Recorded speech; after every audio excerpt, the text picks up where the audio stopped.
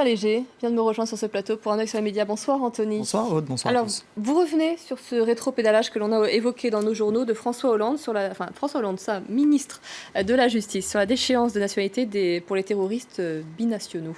Oui, alors c'est un projet de loi constitutionnelle, donc ce ne sera pas dans le projet qui sera présenté demain au Conseil des ministres. Vous l'avez dit, Christiane Taubira l'a annoncé, l'a confirmé, puisqu'il y avait déjà des rumeurs ces dernières heures. Alors la mesure avait pourtant été annoncée, on le rappelle, en congrès, devant donc le Parlement le 16 novembre dernier, 3 jours après les attentats par le chef de l'État lui-même. Alors ça a fait réagir certains internautes, d'abord parce que pour certains, eh bien, c'est une promesse de plus qui n'est pas tenue. C'est ce que nous dit Tôte ou encore Anthony Haridon, une promesse de plus qui s'envole. Il y a aussi les élus qui ont réagi, d'abord dans la majorité de François Hollande, Esther Benbassa, la sénatrice écologiste, qui, elle, se réjouit qu'ils ne tiennent pas cet engagement, ou encore Pascal Cherki, député et conseiller de Paris socialiste, pour qui la déchéance de nationalité est tout simplement une idée nauséabonde. Patrick Kanner, le ministre de la Ville et des Sports, pour qui eh bien, le droit du sol est important, ça fait partie de l'ADN de la République. Alors il faut dire que ce rétro-pédalage, cette marche arrière,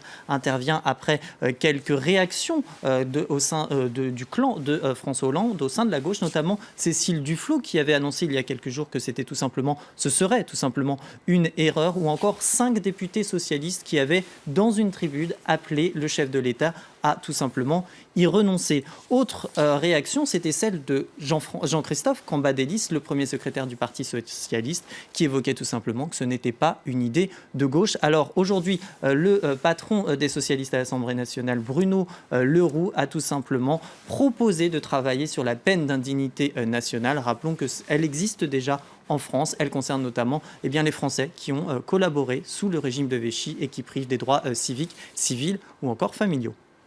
Et c'est un recul qui déplaît à l'opposition.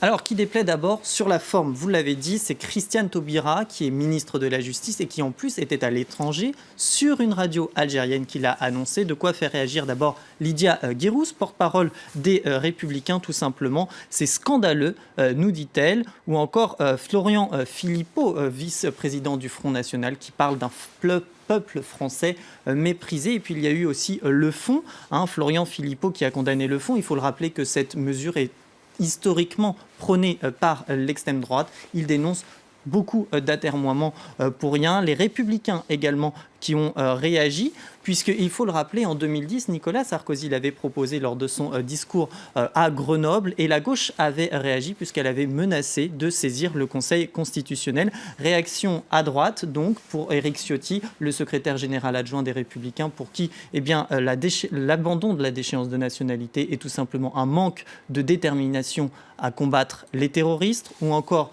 Philippe Meunier, député de la droite populaire, pour qui dénonce la tactique politicienne de François Hollande, ou encore Elie Aboud.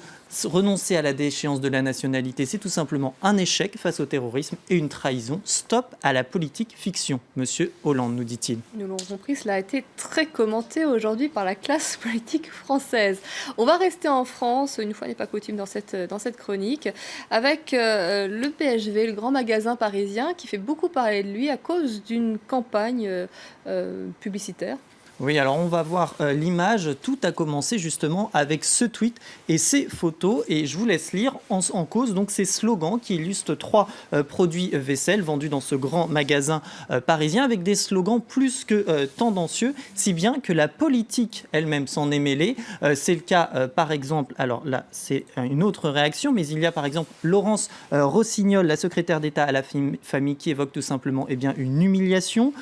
Ou encore la secrétaire d'État chargée du droit des femmes qui évoque un marketing et une pub sexiste. Alors le magasin, lui, le BHV, se défend justement de tout sexisme. Pour lui, c'est du second degré et ça encourage les jeunes entrepreneurs dans leur expansion. La créatrice du packaging aussi défend avant tout l'humour. On a le droit de se marrer quand même, nous dit-elle. Alors les réactions ont aussi plu sur la toile avec les internautes, notamment Monsieur Blue qui nous dit « Ce n'est pas du sexisme puisqu'il existe la même version pour les hommes ». C'est peut-être tout simplement de mauvais goût. Exactement. Merci à vous, Anthony, pour cette chronique, un œil sur les médias.